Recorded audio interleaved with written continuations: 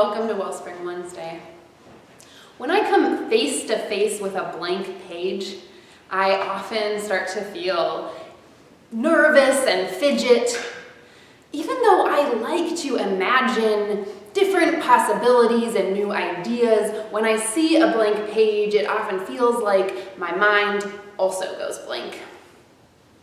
And I wish that there would be a way that the project already started, like that there was already a dot or a splash of color or a sentence to work with that maybe even somebody else wrote. But I know that with creating, there are no shortcuts.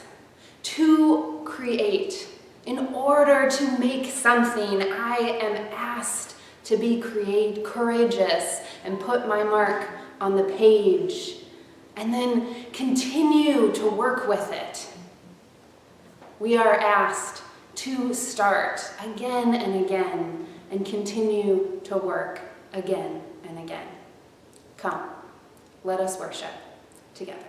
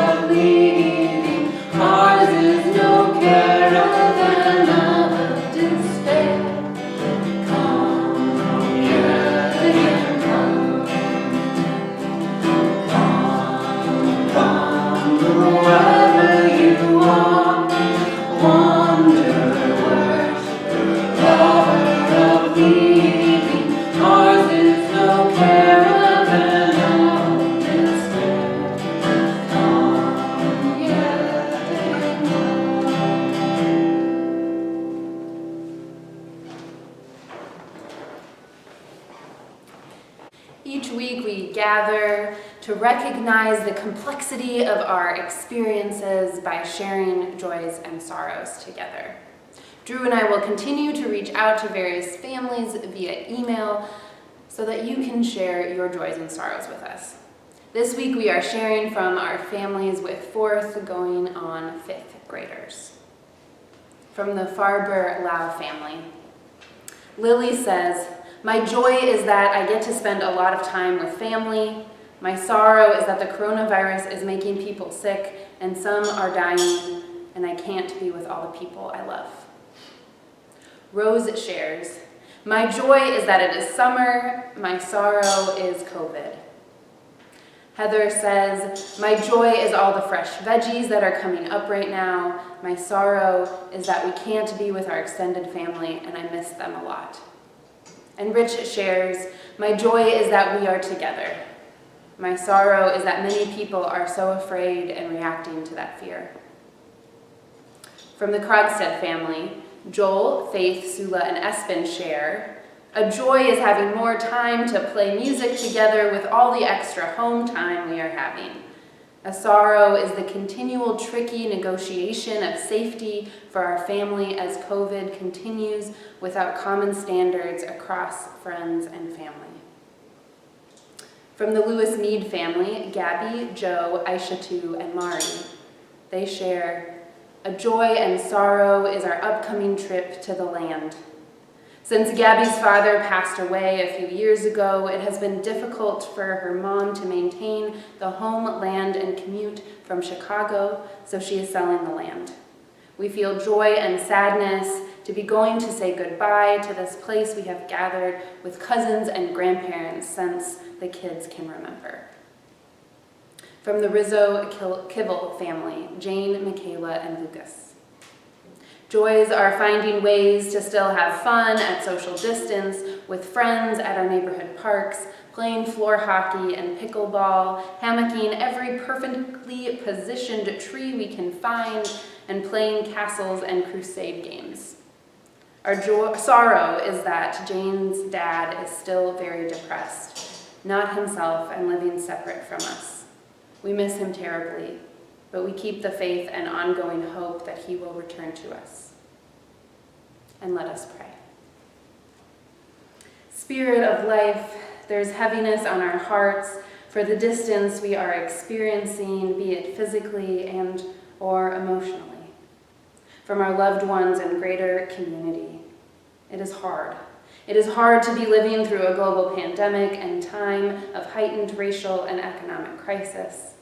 It is hard when there is so much suffering around us.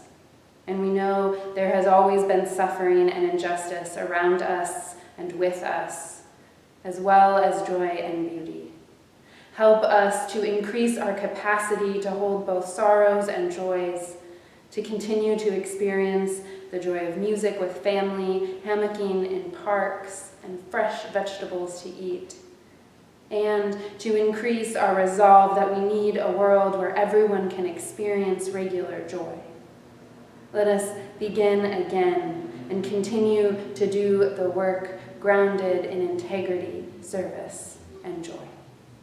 May it be so, and amen.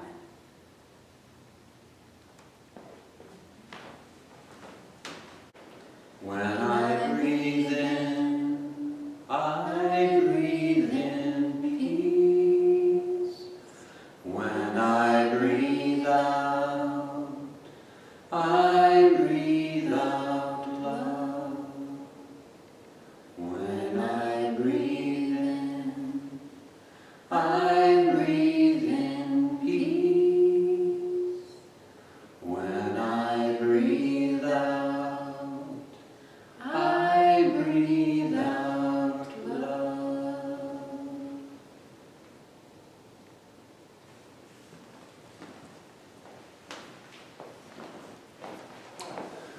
When I think of taking a journey, that's exciting. That's different than a trip, in that a journey is the whole process of getting there. It might be challenging, it might be long, it might be hard. You know, any journey worth being called a journey will have obstacles. Someone or something trying to stop me. A monster maybe. And I may not actually get where I was planning to go. Today's story is set in a magical time, in a place called Middle Earth. Now, Middle Earth is a place of many mystical, magical creatures. Elves and dwarves and wizards and trolls. And the heroes of our stories, hobbits. Hobbits are small, furry, half-size humans, kind of. And they are an unassuming, peaceful folk. Well, it comes to pass that one day, one hobbit, a young hobbit named Frodo, is at home about to have his lunch when he hears a knock at the door. He opens the door to find a large wizard at the door. We know it's a wizard because he's wearing a tall, pointy hat. He has a long gray beard, flowing robes, and a large staff in his hand. And his name is Gandalf. Gandalf comes in for tea and is talking with Frodo. And at one point he says, "Frodo, say, do you have the ring that your uncle left you by any chance?" And Frodo says, "Well, yes, I do. Why do you ask, Gandalf?" And Gandalf goes on to explain, "Frodo, I need to tell you that that ring is actually a piece of powerful magic. And it was created by an evil wizard, and he used it to control people's minds. And he lost it many centuries ago, and it's found its way to you." Frodo's dumbstruck by this. "I can't believe it. My ring, my simple little ring?" He says, "Yes. And I need to tell you this also, Frodo. That dark wizard, he's back, and he's looking for his ring." Well, Frodo says, "Well, no problem. I will go get the ring. I will give it to you. You can have it, take care of it, get rid of it. I want nothing to do with this." And Gandalf says, "It's not going to be that easy, Frodo. I got to tell you, you have to set out on a journey. I need you to come to the Council of Elders, where we're going to discuss what to do with this ring." So Frodo and a few of his friend hobbits head out to this meeting. And this little journey that they take is not an unperilous journey. They are chased, they are followed, they are attacked. But they finally make it to the home of Elrond, who is one of the most powerful elves. And when they get there, they learn of more journey they have ahead of them. The elf tells the people who are there, and this is dwarves, these are elves, these are wizards. He tells them all about the ring and tells them that this is happening, that the Dark Lord is actually gathering power as they speak. He is bringing people to him. He has an army. He is coming, and he wants that ring. And if he finds the ring, they're in trouble. All will be lost. He also goes on to say there's only one thing to do. We have to take this ring and destroy it. The problem is, we have to go to where the Dark Lord is, where the fire's where it was created, and toss it in. That's the only way to get rid of it. Well, the assembled people there, the elves, the dwarves, the wizards say, this is impossible. That's a ridiculous task. We are going to go right into the evil Lord's home and bring him exactly what he wants. That's crazy. And so one by one they think of what are ways we can do this that are better planned than that. There's got to be a shortcut to this. And so a dwarf stands up and says, wait a minute. My people, we maintain super hot fires in the bowels of the earth below the tallest mountains. Let's just take the ring to one of those furnaces and toss it in. But he's told, nope, the ring will survive and it will be found. An elf stands and says, surely one of our wise elven leaders can just take the ring, keep it safe, keep it hidden. And he's told, no, see, that ring actually wants to be found, and it will be found. No one can hide it forever. A man stands up and says, listen, this is a crazy conversation. If this ring is as powerful as you say it is, let's use it. Let's just take it and let's defeat the powers of evil. Gandalf stands and says, that can never happen. This ring is evil. Anything you attempt to do with this ring will turn evil. Well, this goes on through the day. All the members of the council attempt to come up with some shortcut, some easy way, some less arduous task to get rid of this ring. And as night falls, finally they hear a voice, and it's the hobbit, Frodo, speaking for the first time at the council. He says, you know, we're wasting our time. It sounds like we know what we have to do. And it sounds like this ring is mine, and it's my responsibility, so let's go. Let's get going. And his friends, the other hobbits, say, let's go. The assembled leaders and wise people are all going, he's right. And so that next morning, they set off. And they set off on a long journey with no assurance that it's going to go the right way. A lot of you probably know that this is the Lord of the Rings, right? But this is also the way a lot of these epic journey stories start.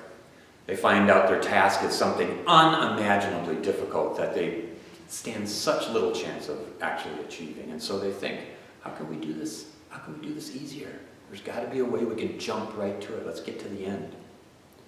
But in all of these, in these epic journeys that we tell each other, we come to this point where someone says, we got to do it. We just got to do it. And I tell this particular story because the hobbits are the most unassuming, peaceful, and least powerful people there. And yet they are the heroes. And they are the heroes because they said, let's do it. We got to do it. You know what? We may fail. We undoubtedly will make mistakes. We will get lost. But we have to have trust we will find our way again. And I think now, today, our world, things going on, we are in the midst of a journey. A journey where we think we know what we want. We think we want to know how to get out of this pandemic, how to get to racial justice, how to end police brutality. And it will be a long, hard journey. What are some shortcuts? How can we make quick jumps? How do we get there fast now? I don't think that's going to happen. I think we need to take that first step that says, we're going to do this. We don't know exactly where we're going. We most certainly will make mistakes. We will get lost. We must trust ourselves. We will find our way again. So let's do it. Let's go. Okay, let's sing Love Will Guide Us.